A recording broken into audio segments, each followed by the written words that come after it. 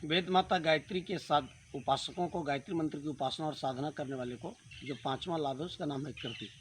अभी तक हमने आयु बल, प्राण बल, प्रजाम सुसंस्कारी संतान, पशु, अच्छा अपने दुर्गुण को सद्गुण में बदलने का जो वरदान, और ये पांचवा वरदान है कीर्ति जस। हर आदमी का इस संसार में इच्छा होती है कि हम अपनी कीर्ति को, अपने जस को, हमको हजारों लोग जाने, हम लोगों के बीच लोकप्रिय हों। आज देख लिए बहुत सारे बिहार में इलेक्शन चल रहा है, झारखंड में भी उपचुनाव का दौर चल रहा है। सारे प्रतिनिधि अपने नाम के पहले लिखते हैं लोकप्रिय उम्मीदवार, अर्थात हर आदमी जनमानस के बीच में लोकप्रिय होना चाहता है। और ये संसार इसका साक्षी है कि संसार में शरीर के रूप में ज़्यादा दिनों तक जीवित रहना संभव नहीं है। मनुष्य की आयु 100 वर्ष है, लेकिन उसके बावजूद भी मौत के बाद भी जीवन है। अगर संसार में आप अपने कृति को, अपने जस को अमर करना चाहते हैं तो भाई बहनों, इसके लिए आपको काम काज से ऊपर उठ करके राम काज अर्थात समाज के दायित्व को अपने कंधे पर लेना होगा। समाज हित के लिए, राष्ट्र हित के लिए, परहित सरस धर्म नहीं भाई, परहित के लिए, केवल अपने सुख के लिए नहीं। इसलिए युग ऋषि ने एक वांग्मय लिखा, मरकर भी जो अमर हो गए। चाहे अंतर्राष्ट्रीय क्षितिज पर के महापुरुषों को टॉल्स्टॉय, सुकरात, प्लेटो, महान दार्शनिक, प्रजातंत्र के जन्मदाता, दुनिया के मजदूरों एक हो का नारा देने वाले कार्ल मार्क्स, अब्राहम लिंकन, इन सभी महापुरुषों के जीवन गाथा को देखा जाए तो उनने अंतर्राष्ट्रीय लेवल पर अपनी कीर्ति और जस को अमर किया। राष्ट्रीय क्षितिज पर देखते हैं तो भारत माता की इतिहास तो प्राचीन व्यवस्था से गौरवमय रही है, और इसमें यह जिस देश में हम और आप पैदा हुए हैं, यह भगवान का देश है। यहाँ अवतारों की श्रृंखला आई है, महापुरुषों की श्रृंखला आई है, संतों की श्रृंखला आई है, शहीदों की श्रृंखला आई है, और अपनी ऊर्जा को, अपनी शक्ति को जिन्हें राष्ट्र के नव निर्माण में नियोजित किया। केवल अपने लिए नहीं, अपने लिए जीते हैं वो अपने लिए मरे, परमार्थ और परोपकार की चिंता नहीं करें। ऐसे लोग जिनके दिमाग में स्वार्थ का कीड़ा करते रहता है, जिनका ये संसार में केवल इतना ही छोटा सोच है कि जब तक बचो मौज से जियो, जिंदगी मस्ती के लिए मिला है। लेकिन वास्तव में असली मस्ती जो आता है मित्रों, वह अध्यात्म की ताकत से आता है। अध्यात्म के शरण में आने से आदमी के अंदर आत्मिक और मानसिक विकास इतना तेजी से होता है कि इतिहास साक्षी है कि हमारे देश में आयु के हिसाब से लंबा जिंदगी जीने वाले महापुरुष रहे हों।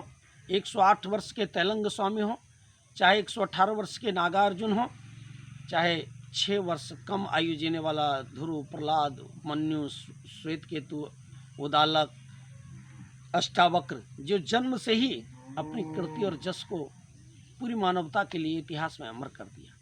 इसलिए अपनी कीर्ति और जस उस इंसान का अमर होता है जो अपनी शक्ति को, अपने श्रम को, अपने पसीने को, अपनी प्रतिभा को, अपने ज्ञान को संसार में सत्प्रवृत्तियों के संवर्धन में, पुण्य प्रसार में लगाता है। और सच्चे अर्थों में महापुरुष बनने का जो अभी आधार हम लोगों के पास है, उसका एक ही आधार है कि इतिहास में वो महापुरुष सबसे ज़्यादा लोकप्रिय होते हैं जो युग धर्म का पहचान करते हैं, जो युग की समस्याओं के समाधान के लिए अपना शक्ति लगाता है। आज हमारे मन में चिंतन होता है कि भाई आज़ादी के आंदोलन में हम रहे होते तो हम भी भगत सिंह के तरीके से फांसी के फंदे को चूमते, अंग्रेजों के खिलाफ लड़ाई लड़ते हुए जेलों में हम बंद हुए रहते, हमको भी स्वतंत्रता संग्राम का प्रमाण पत्र मिला रहता।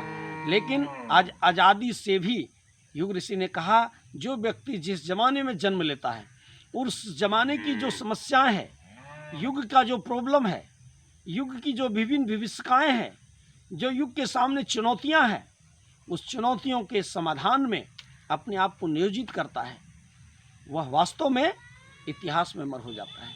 इतिहास के भारतीय संस्कृति के पन्ने को पलटते हैं तो कवि कहता है, उठो सुनो प्राची से उगते, उठो सुनो प्राची से उगते सूरज की आवाज़, उठो सुनो प्राची से उगते सूरज की आवाज़, अपना देश बनेगा सारी दुनिया का सरताज, अपना देश बनेगा सारी दुनिया का सरताज, देश की जिसने सबसे पहले जीवन ज्योति जलाई, और पराक्रम ऐसा जिसकी रिपु भी करे बड़ाई।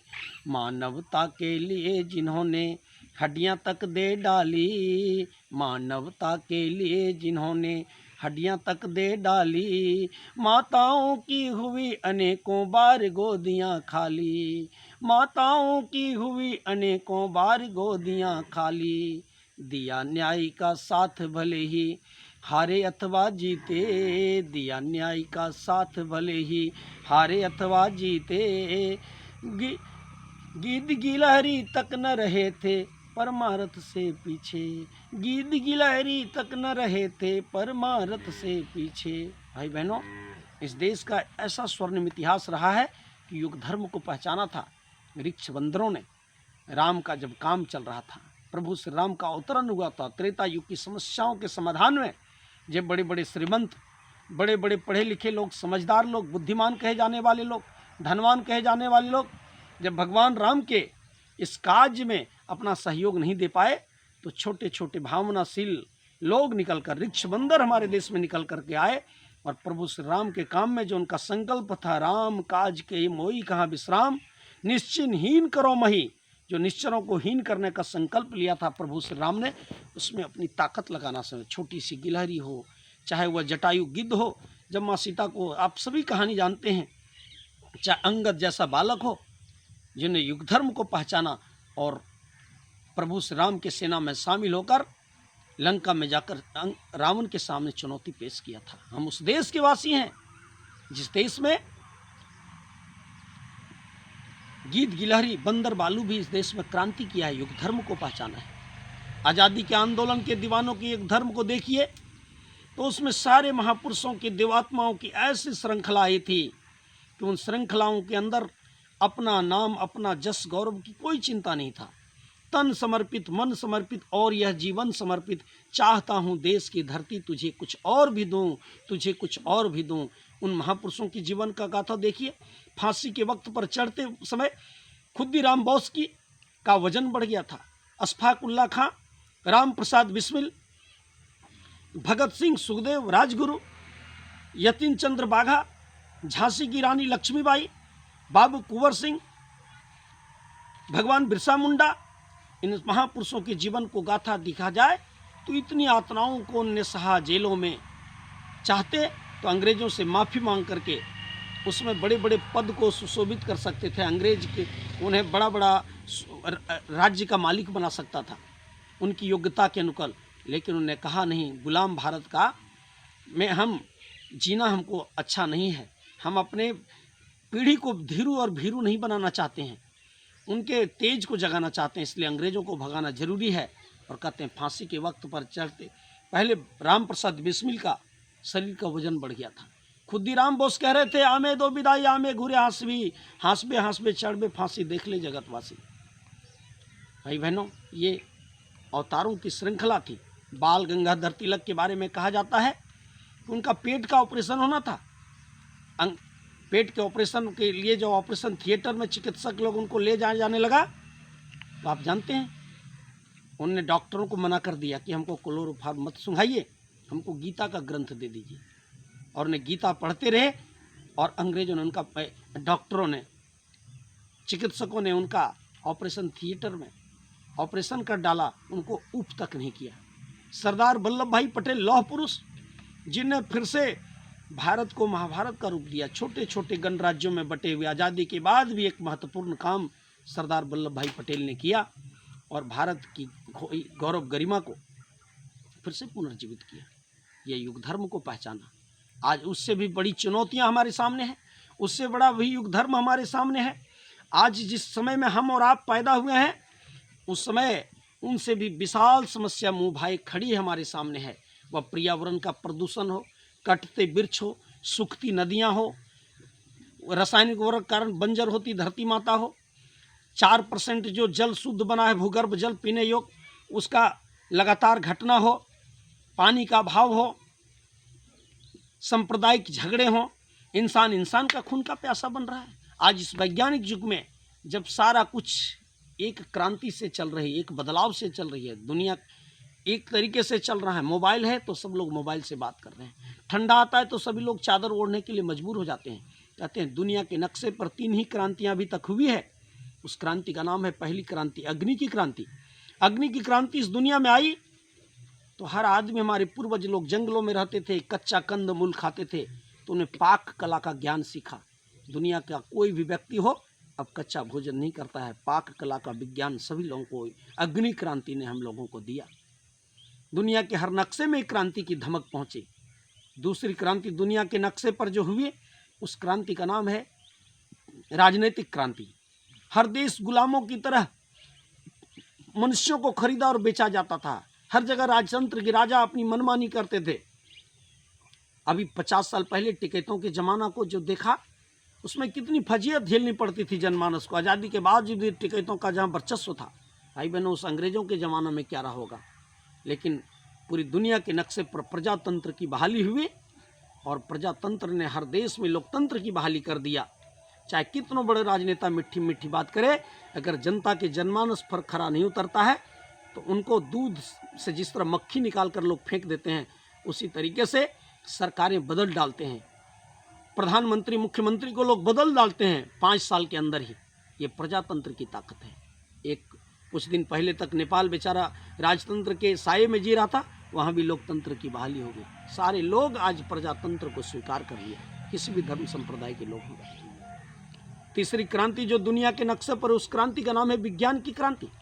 विज्ञान की क्रांति आई, चाहे मंत्री हो या संतरी, मालिक हो या नौकर, अमीर हो या गरीब, भाई बहनों, सभी के हाथ में, सब लोग विज्ञान के क्रांति का उपयोग कर रहे हैं। सब लोग विज्ञान का समर्थक बने। सब लोगों के हाथ में एंड्रॉयड मोबाइल है। टेक्नोलॉजी का सब लोग उपयोग कर रहे हैं। पूरी दुनिया इंटरनेट से जुड़ चुकी है और ये इंटरनेट की क्रांति, विज्ञान की क्रांति पूरी दुनिया को गांव में बदल दिया है। अमेरिका में क्या हो रहा है तुरंत 1 मिनट में पता चलता है। इसलिए हमारे वेदों में कभी कहा गया था, वसुधैव कुटुंबकम, पूरे पृथ्वी का एक हम सदस्य हैं। जिस तरह से हमारे रोमकूप हैं, एक छोटा सा भी रोमकूप को अगर खींचते हैं तो वहाँ दर्द महसूस होता है। इसलिए विश्व मानवता में भी कहीं कसक, कराह है, वेदना है। कहीं जब भूकंप आती है, कहीं बाढ़ आता है, कहीं दुर्भिक्ष आती है, कहीं अकाल आता है, कोई बहुत बड़ा संकट आता है, तो पूरी दुनिया उसकी धमक से महसूस। आज कोरोना का वायरस आया तो अभी विश्व क्रांति का रूप धारण कर लिया। हर लोगों को ये कोरोना वायरस मजबूर कर दिया मास्क पहनने के लिए। पूरी दुनिया सोशल डिस्टेंस का पालन करने के लिए, पूरी दुनिया के लोग इससे प्रभावित हुए। लाखों करोड़ों लोग प्रभावित हुए और पूरी दुनिया के नक्शे पर WHO के अनुसार 10 लाख लोग मारे गए 2020 में। भाई बहनों, इसलिए युग ऋषि ने अभी सुझाया है, परम पूज्य गुरुदेव ने, कि अब दुनिया के नक्शे पर चौथी क्रांति होने जा रही है, जिस क्रांति का नाम है अध्यात्म की क्रांति, वैज्ञानिक अध्यात्मवाद की क्रांति। वैज्ञानिक अध्यात्मवाद की क्रांति में हर व्यक्ति को उसके युग धर्म से परिचित कराया जाएगा। हमारे युग धर्म क्या है, हम राष्ट्र, समाज, संस्कृति और विश्व मानवता के लिए क्या कर सकते हैं। क्या हम नदियों को फिर से पुनर्जीवित कर सकते हैं, गांव की गंदगी को दूर कर सकते हैं। क्या हम 50 बच्चों को साक्षर बना सकते हैं, जो हमारे पिताजी, दादाजी नहीं पढ़ सके, समय वो बैठे बैठे समय काटते रहते हैं ताश, जुआ, चौपड़ में। क्या शाम में उनके लिए प्रौढ़ पाठशाला चलाई जा सकती। हमारी माताएं, हमारी दादी जो भी 50 साल की है, 55 साल की, अभी उनको 30 साल 40 साल जीना है, वो बैठ करके नाना प्रकार के उलूल जुलूल में उनका समय कट रहा है। दोपहर में उनके पास समय 2 बजे से 4 बजे तक का जो समय उनके पास कोई काम नहीं रहती है, अक्सर उसमें आराम का वक्त होता है। क्या ऐसा संकल्प ले सकते हैं कि हम 50 माताओं को, दादी को हम प्रौढ़ पाठशाला के साथ देंगे, हम स्वास्थ्य संवर्धन का क्लास चलाएंगे। आज इस वैज्ञानिक युग में तेजी से लोगों का स्वास्थ्य गिर रहा है, विज्ञान की टेक्नोलॉजी बढ़ रहा है, लेकिन लोगों की जीवनी शक्ति घट रही है। कोरोना का एक छोटा वायरस आया, इसलिए कहा था युग ऋषि ने कि एक ज़माना आएगा कि आदमी को मारने के लिए मिसाइल, बम, गोली की ज़रूरत नहीं पड़ेगी। एक वायरस का कीड़ा ही, एक मलेरिया का कीड़ा ही आदमी को मारने के लिए सक्षम होगा। क्यों? क्योंकि हमारी जीवनी शक्ति इतनी कमज़ोर हो रही है। इसलिए जीवनी शक्ति को संवर्धित करें और आज की जो युग के समस्या के समाधान में अपने समय, श्रम, धन, प्रतिभा का एक अंश नियोजित करेंगे, वह निश्चित रूप से आने वाली पीढ़ियों के लिए महापुरुष बन जाएंगे। हमारे झारखंड के नक्शे पर देखिए, 1955 में जब हुल विद्रोह हुआ था तो सिद्धू कानू, चांद भैरव, बिरसा मुंडा, नीलांबर पीताम्बर, तिलका मांझी, फूलो झानो, जैसी 2 बहनें, सगी बहनों ने, चारों भाइयों ने, भगवान बिरसा मुंडा ने उस समय 1857 में यहाँ क्रांति का बिगुल फूका था। 1955 में यहाँ हुल विद्रोह संपन्न हो गया था इस झारखंड की धरती पर। तो इसलिए भाई बहनों, महापुरुष बनने के लिए हम सभी लोगों को ज़्यादा कुछ करने की ज़रूरत नहीं। महापुरुष बनने के लिए अपनी जो अधोगामी स्वभाव है, जो मन का स्वभाव है, मन में जो कुरफात है, दुर्बुद्धि है, उसको सद्बुद्धि में बदलना पड़ेगा। हमको ये सोचना पड़ेगा कि संसार की सबसे बड़ी जो अनमोल संपत्ति है, वंडरफुल, यूनिक एंड अनफॉरगेटेबल, उसका नाम है गायत्री महामंत्र। गायत्री मंत्र की साधना के द्वारा सबसे पहले अपने बुद्धि को ठीक करें, अपने चिंतन चरित्र को ठीक करें, अपने स्वभाव को ठीक करें, अपने अधोगामी शक्ति को ऊर्ध्वगामी बनाएं, अपनी ऊर्जा को ऊर्ध्वगामी बनाएं। काम काज में अस्त व्यस्त जीवन को हम राम काज में नियोजित करें, मस्त मस्त बन जाएं। आज प्रायः लोग कहते हैं मस्त व्यस्त हैं, हम बहुत व्यस्त रहते हैं। हमारे पास कहाँ समय है जो 15 मिनट का समय निकालकर हम गायत्री मंत्र की उपासना कर सकें। हमारे पास इतना कहाँ समय है जो 15 मिनट 20 मिनट हम अखंड ज्योति का पाठ कर सकें। हमारे पास इतना कहाँ समय है जो वृक्षारोपण के लिए हम जा सकें। भाई बहनों, आज का ये युग धर्म है।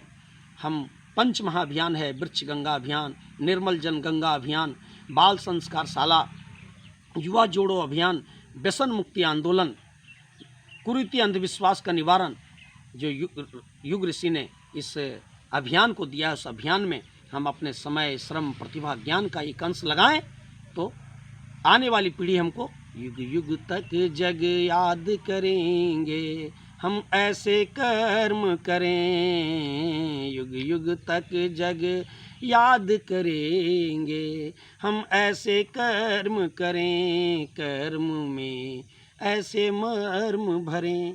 तो भाई बहनों, ये कृति, इसी को कृति कहते हैं, इसी को जस कहते हैं, इसी को गौरव करते हैं। और गायत्री मंत्र की साधना हमारे लिए दिव्य दृष्टि का निर्माण करता है। ये गायत्री मंत्र है वह भगवान शिव का तीसरा नेत्र है।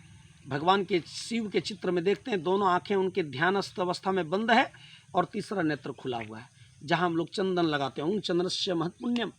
युग ऋषि ने कहा ये माइंड का वो बुद्धि का चिप, जिस तरह मोबाइल में चिप है, उसी तरह यह बुद्धि का चिप यही निवास करता है। इसलिए हमारे ऋषियों ने यहाँ चंदन लगाने का विधान बनाया था। उसी का प्रतीक हमारी बहनें अभी बिंदी लगाती हैं।